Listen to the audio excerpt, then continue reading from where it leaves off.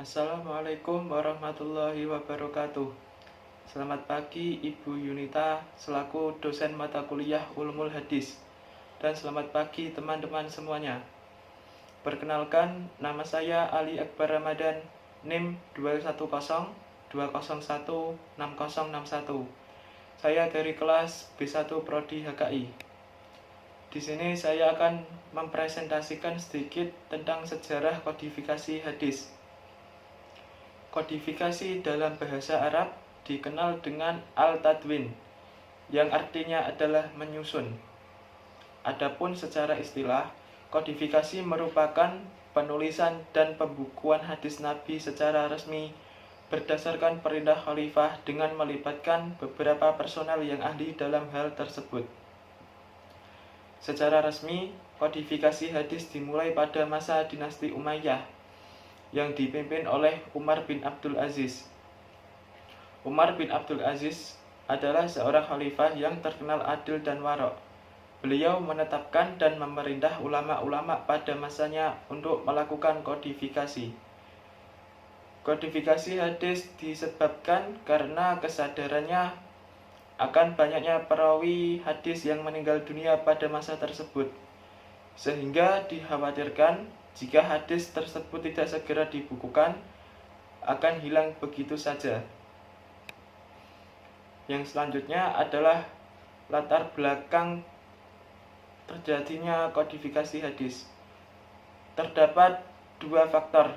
Yang pertama adalah faktor internal, yang kedua adalah faktor eksternal.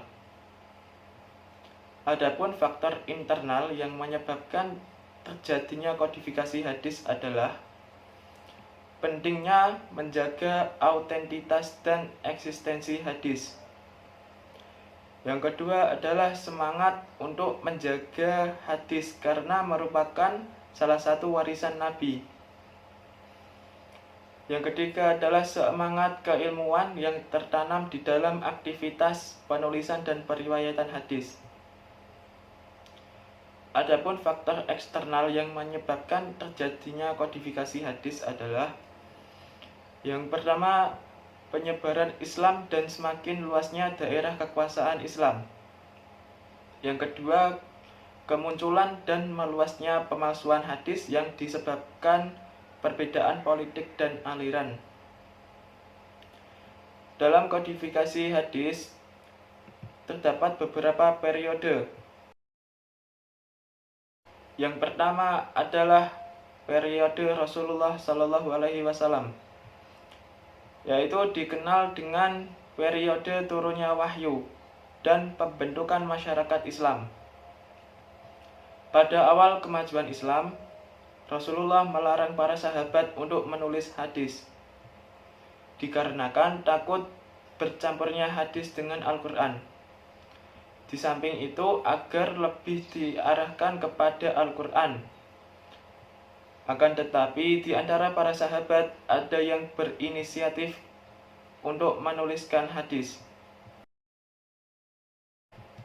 Periode kedua, yakni pada masa Khulafaur Rasyidin. Pada periode ini dikenal dengan masa pengurangan periwayatan hadis, yaitu sebagai bentuk kehati-hatian karena pada masa itu kondisinya tidak kondusif. Di antara umat Islam terjadi perpecahan dan fitnah. Permasalahan yang terjadi pada masa itu diantaranya adalah munculnya nabi palsu, terbunuhnya Umar, Utsman, Ali, serta munculnya Syiah. Pada masa ini para sahabat meriwayatkan hadis dengan menggunakan dua cara, yaitu dengan cara bilafzi dan bimakna. Selanjutnya adalah periode ketiga. Pada periode ini adalah masa penyebaran hadis ke berbagai wilayah. Pada masa ini berlangsung pada masa tabi'in atau pada masa dinasti Muawiyah sampai pada akhir abad 1 Hijriah. Dalam periode ini, wilayah Islam menyebar sampai ke Syam, Irak, Mesir, Persia, dan yang lainnya lagi. Periode keempat yakni periode penulisan dan pembukuan hadis. Secara resmi, pembukuan dimulai setelah adanya perintah resmi dari Umar bin Abdul Aziz, yakni pada tahun 717 sampai 720 Masehi.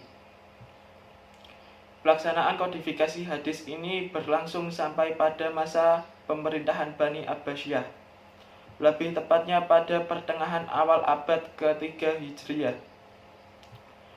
Dalam periode ini melahirkan beberapa ulama hadis, di antaranya Ibnu Syihab Az-Zuhri atau 1240 Hijriah, Ali Ishaq 151 Hijriah, dan Imam Malik 179 Hijriah, yaitu berada di kota Madinah.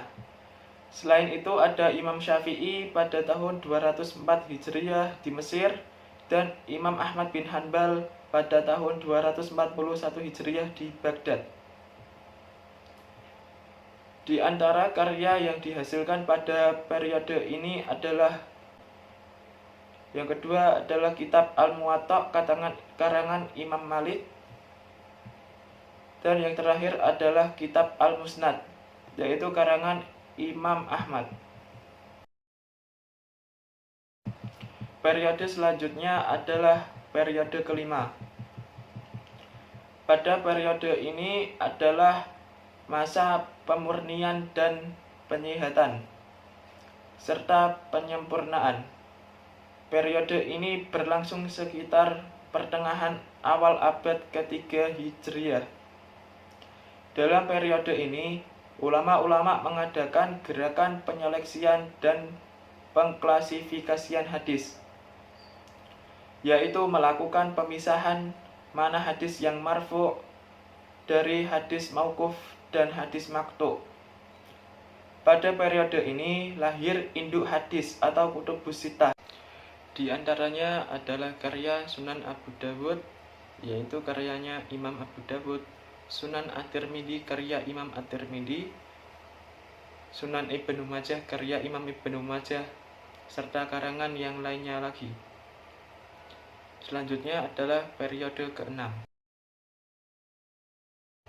yakni masa pemeliharaan, penerbitan, serta penghimpunan. Masa ini berlangsung 2,5 abad, yaitu dimulai pada abad ke-4 sampai pertengahan abad ke-7 Hijriah. Pada periode ini melahirkan beberapa ulama dan kitab-kitab hadis, yakni Ibnu Huzaimah Muhammad bin Ishaq dengan karyanya yaitu Shahih Ibnu Huzaimah, Abu Bakar Ahmad bin Husain Ali Al-Baihaqi dengan karyanya Sunan Al-Kubra, serta para ulama dan kitab hadis yang lainnya lagi. Yang terakhir adalah periode ke-7, yakni memasuki periode pensyarahan, penghimpunan, dan pentakhijan. Pada periode ini, hanya sedikit ulama hadis yang masih mampu menyampaikan periwayatan hadis dengan sanad dan hafalan yang sempurna. Di antaranya, ulama yang masih mampu menyampaikan adalah Imam Al-Iraqi pada tahun 806 Hijriah, Ibnu Hajar Al-Asqalani pada tahun 852 Hijriah, dan As-Sakhawi pada tahun 902 Hijriah. Demikian presentasi dari saya. Apabila terdapat kesalahan penuturan kata, mohon dimaafkan. Sekian, wassalamualaikum warahmatullahi wabarakatuh.